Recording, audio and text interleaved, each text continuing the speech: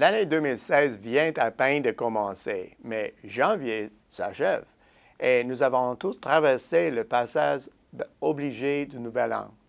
Prévision et calcul de risque. Dans l'ensemble, nous amorçons la nouvelle année assez prudemment. Et pour cause. Depuis plusieurs années, nos attentes élevées sont d'emblée réduites à néant par une interruption politique, météorologique ou autrement imprévisible. Alors, doit-on se préparer à un tel événement au premier trimestre ou bien les indicateurs structuraux qui semblent à la hausse auront-ils le dernier mot? Déroutés par la persistance irritante de ce que les économistes appellent des événements exogènes, les gens d'affaires me demandent s'il est possible d'ajuster les modèles pour tenir compte de ces événements inattendus, mais récurrents. La réponse, c'est possible, mais si une nouvelle tendance saisonnière se dessine en raison du réchauffement climatique ou pour toute autre raison, l'ajustement saisonnier finira par en venir à bout. Voilà pour l'ajustement technique. Maintenant, qu'en est-il du monde réel? Que laissent présager les données?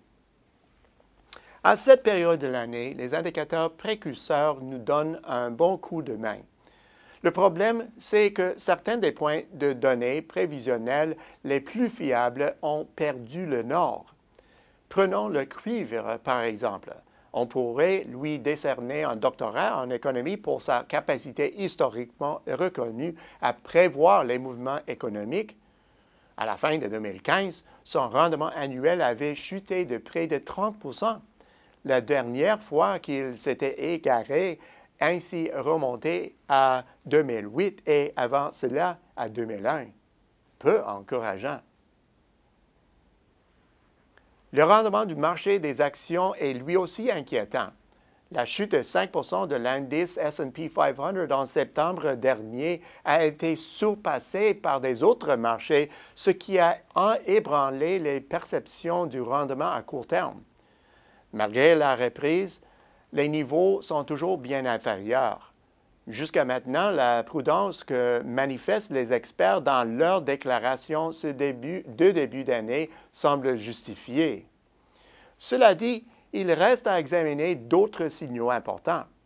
Aux États-Unis, la moyenne hebdomadaire des premières demandes d'assurance-emploi tend à diminuer, un signe évident de croissance durable.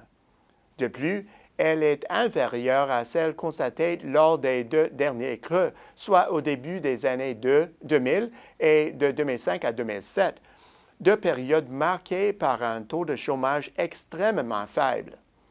Les permis de construire, un autre bon indicateur américain, poursuivent leur solide remontée. Les nouvelles commandes de biens de consommation et de matériaux affichent maintenant une croissance accélérée, ce qui témoigne d'une forte demande chez les consommateurs américains. Les commandes de biens d'équipement qui ont déçu après une forte augmentation en 2014 semblent de nouveau en hausse. Certaines voix invitent à la prudence, soulignant que d'autres éléments de l'indice américain ne sont pas aussi positifs.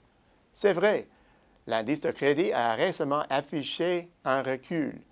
Les attentes des consommateurs ne coïncident pas et la courbe de rendement s'est en quelque sorte aplatie. Nous pouvons cependant faire une distinction entre les indicateurs. Il semble y avoir une différence importante entre les signaux financiers et ceux liés au regain des activités intérieures réelles. Un paradoxe? En temps normal, oui. Mais compte tenu du resserrement historique de la politique monétaire par la Fed, la réabsorption des liquidités excessives nuit au indice boursier, autre produit de base, et par extension aux devises et la disponibilité du crédit. Tous ces éléments seraient normalement favorisés dans un cycle de croissance, mais pas cette fois-ci, vu les mesures stratégiques extraordinaires auxquelles on assiste depuis des années. Avec tout cela, comment donc justifier l'optimisme face au court terme? Si l'on rassemble les 10 éléments de l'indicateur composite avancé, le résultat global est une impressionnante augmentation qui a proposé l'indice à un seul point de son sommet précédent en mars 2006. Pour l'économie américaine, du moins, cet indicateur essentiel soutient bien la thèse prospective d'un rendement supérieur aux prévisions de début d'année, ce qui aurait pour effet de tout nous rassurer et donc de favoriser la croissance. Au bout du compte, les perspectives des États-Unis sont toujours embrouillées par un désaccord dans l'interprétation de ces indicateurs prospectifs. Si l'on divise ces indicateurs par segments, force est de constater que ceux qui ne sont pas faussés par les changements de politique s'avèrent particulièrement positifs.